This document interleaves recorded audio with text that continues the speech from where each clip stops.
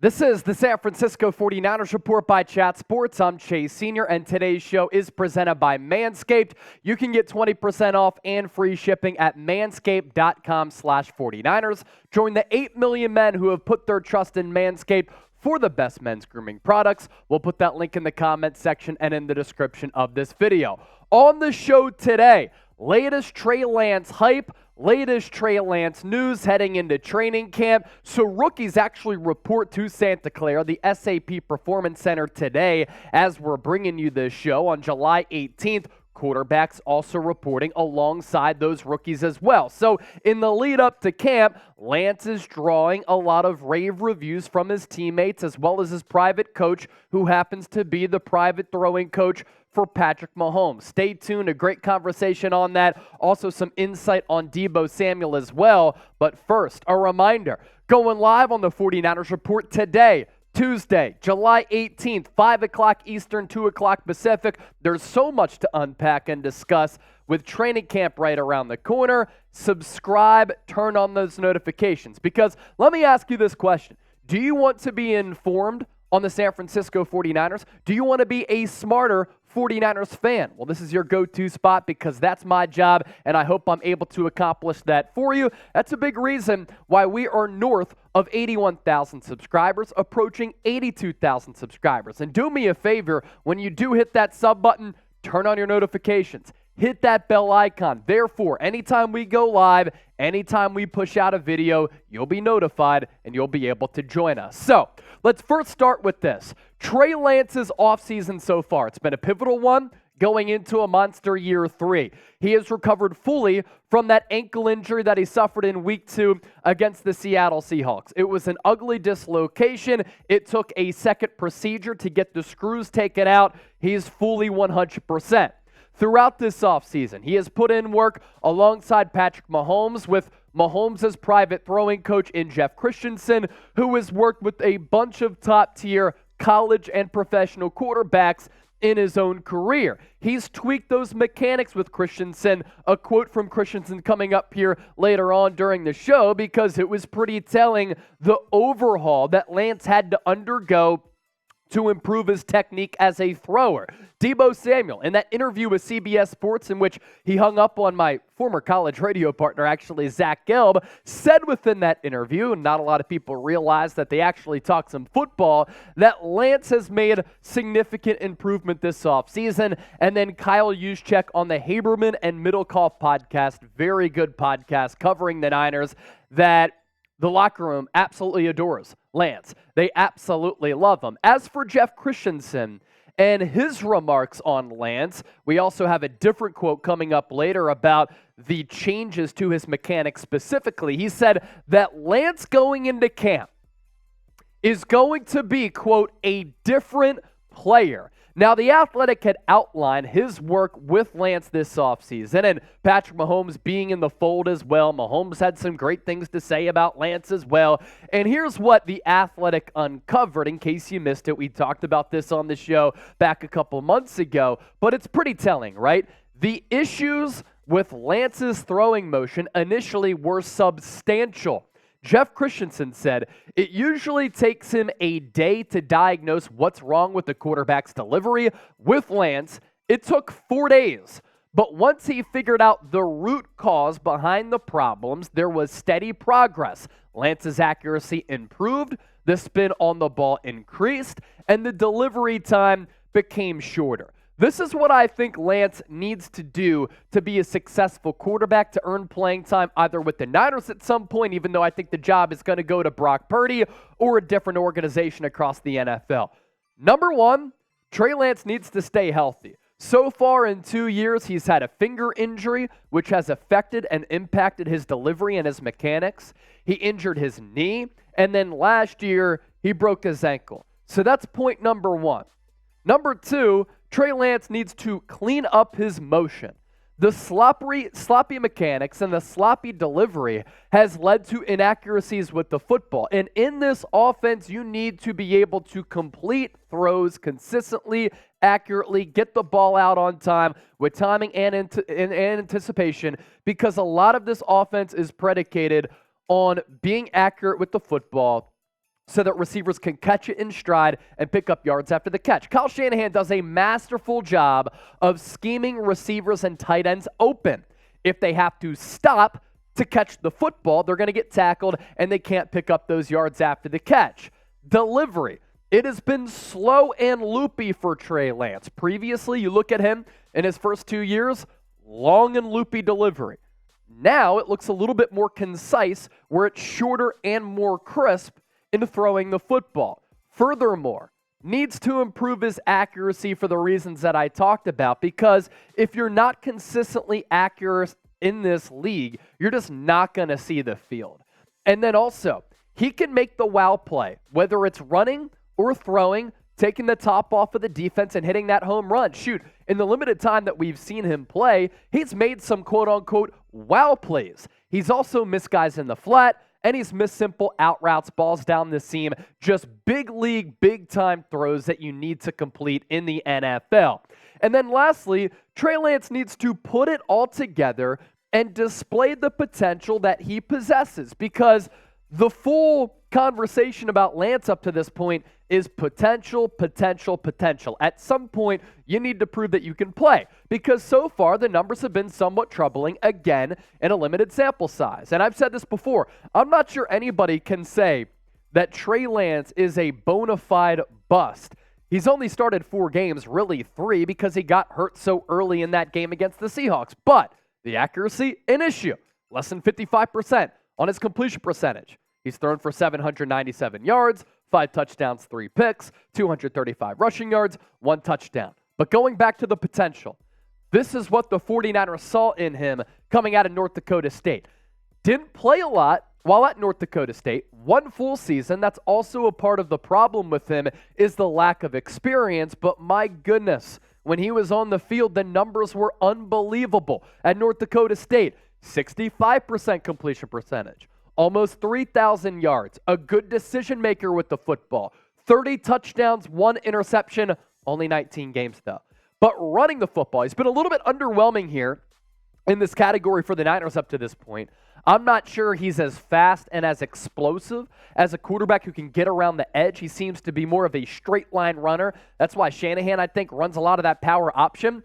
But the rushing numbers also very good. And if you get inside the red zone, inside the 5-yard line, I think that Lance will be able to be a weapon in that area as a guy who has a knack for finding pay dirt. 16 rushing touchdowns, 1,200 yards, 7 yards per carry on 184 totes while with the Bison. Now, if you believe in Trey Lance, I want you to hit that thumbs up icon and like the video. If you are not a believer in Trey Lance, I want you to explain why. You can dislike Lance, but I need your reasonings for why you don't think that he is going to be a quality player in the National Football League. More on Lance and Deebo Samuel coming up. But first, today's show is presented by Manscaped. As you can see here, 20% off, free shipping using the promo code 49ers. We're in the heart of July. Training camp right around the corner. Cannonballs! This summer, it's not about the size of those cannonballs. It's about making a splash with our friends at Manscaped. Prep for barbecue season by making sure your grill master has the hottest dogs the summer's ever seen. And when you're at the cookout, let the meat speak for itself. With Manscaped's Performance Package 4.0, it's time to get ready and not sweaty by heading to manscaped.com/49ers. Promo code 49ers for that deal to apply. The Performance Package 4.0. It has everything you need to guarantee you'll have the most mouth-watering treats at the party. They have built the ultimate bundle for your summer grooming. And their Lawnmower 4.0 trimmer, I use it all the time to keep everything in line. Features a cutting-edge ceramic blade to reduce grooming accidents thanks to their advanced skin-safe technology. Meaning, you're not going to cut yourself up down below because that's never good. You don't want Band-Aids down there to hide the prettiness that's going on. The Lawnmower 4.0, 7,000 RPM motor And did I mention this trimmer is waterproof as well? The other week, I actually dropped it in my toilet. It still works, and the battery life lasts a really long time as well. Beach, pool, shower. This razor will devour even the strongest pubes out there because it's smooth sack summer. Now that you can feel safe wearing low-cut swimsuits without any stragglers peeking out, use Manscaped's liquid formulations, basically the ball freshness version of cracking open a cold one. They've got the crop preserver ball deodorant, keeping you cool from sunrise to sunset.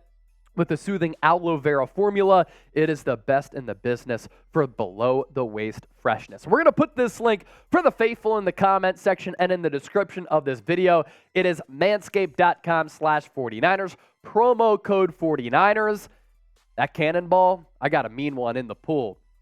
Those who know me, they know. All right, let's continue the conversation about Lance here, because Jeff Christensen, Kyle Juszczyk, Deebo Samuel, all saying positive things about him. And I don't believe this is an effort to draw up and drum up his trade value. I think that they actually like the dude. Like Kyle Juszczyk, smart guy, went to Harvard, Ivy League. I don't think he's just going to say this just to say this, because he did say in this interview on the Haberman and Middlekauff podcast that he listens to their show a lot, except for after losses, and he did say that they have about a 90% hit rate on a lot of the reports and things that they hear from people inside the organization. So Juszczyk went out of his way to say this. Trey is beloved in our locker room. Everybody loves Trey. The dude really does work his ass off. He's super personable. He's a very well-liked guy. So for whatever reason that he wasn't at the basketball game, it's not because we don't like him. Because everybody's talking about how players go to the Golden State Warriors games, and George Kittle was with Sam Darnold, and they're like, well, why isn't Trey Lance there? Do people not like Trey Lance? I said, no, that's not the case. People do like Lance from everything I've heard as well. And also, George Kittle invited Trey Lance to Tight End University. So obviously, he's a big fan of his. And then in that interview on CBS Sports Radio with Zach Gelb, Deebo Samuel, outside of hanging up on Gelb, said, look, Trey Lance, very versatile, strong arm, smart young man. How fast can he pick things up? Because everything is throwing at him at once. In his first year, he was behind Jimmy Garoppolo. Then when he first got the chance to show people what he can do, he got injured. But just coming back into minicamp and stuff, just watching Trey and how he's progressed from the past 2 years, it's been a significant improvement. Keep in mind, Lance has not played a lot of football, so he did come into this league very, very raw, and maybe the Niners were wrong in their assessment of Lance, thinking that he would be more ready to play this early in his career than they had anticipated. The consensus has been from Kyle Juszczyk, from Deebo Samuel, from this coaching staff, everybody's been at these practices, that Lance has shown improvements. But once the live bullets start flying, that's when the pressure gets ratcheted up. That's when Lance is going to have to show that he can be that guy. So who has the higher ceiling between these two young quarterbacks? You have Lance going into year 3, Brock Purdy heading into his sophomore season, TL for Trey Lance, or BP for Brock Purdy. Let's round out the show with Deebo Samuel here. So ESPN has been doing their top positional rankings, talking to league execs, scouts, players, coaches, and Deebo Samuel in the wide receiver rankings didn't crack the top 10, but was named as an honorable mention. Last year, we saw the bad Deebo. The year before that, we saw the good Deebo, who in fact was great. I thought he should have been involved in that MVP conversation a little bit more because he bailed that offense out so much in 2021. And the impact that he had on the game through the air, run after the catch ability, yards after the catch ability, running the football as a running back, he was absolutely tremendous. But last year, Deebo injured a lot. The contract had a role in that. The production slipped, 21 less catches. The receiving yards cut in half. Rushing yards weren't the same. Total touchdowns could be an outlier moving ahead, but 14 total touchdowns to 5 total touchdowns, not good, and he just didn't look to be himself. And Deebo even admitted that last year was a disaster, and I appreciate Deebo Samuel's honesty. He said, I went back, I looked at the tape with Kyle Shanahan, I look slow, I look sluggish, I let the contractual problems and issues impact me negatively because I wasn't in my peak form of shape, and because of that, I look slow, I look sluggish, and I wasn't the same guy. I didn't have that spark or that explosiveness. He did say, I will never put that on tape once again. Deebo, pressure's on. We'll see if you live up to what you actually said. ESPN on Deebo here. Samuel remains one of the tougher evaluations on this list because many teams classify him as a weapon more than as a pure wide receiver, but he's an excellent football player regardless of position. He's the guy you game plan against when you play San Francisco. It's not George Kittle.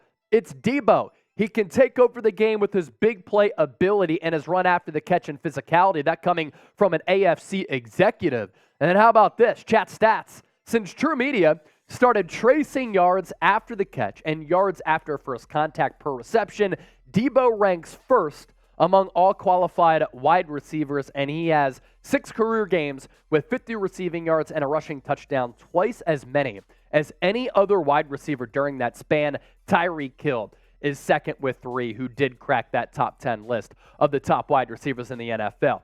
If Deebo Samuel is healthy in 2023, and he produces, and he plays, and has that level of explosion, and he's that home run threat that he was in 2021, I'm saying this right now, playing alongside Christian McCaffrey, who could accumulate 2,000 all-purpose yards, and Brandon Ayuk, who's one of the best wide receivers in the league, and George Kittle, who's the number 1 all-around tight end in the league. I don't care who's playing quarterback.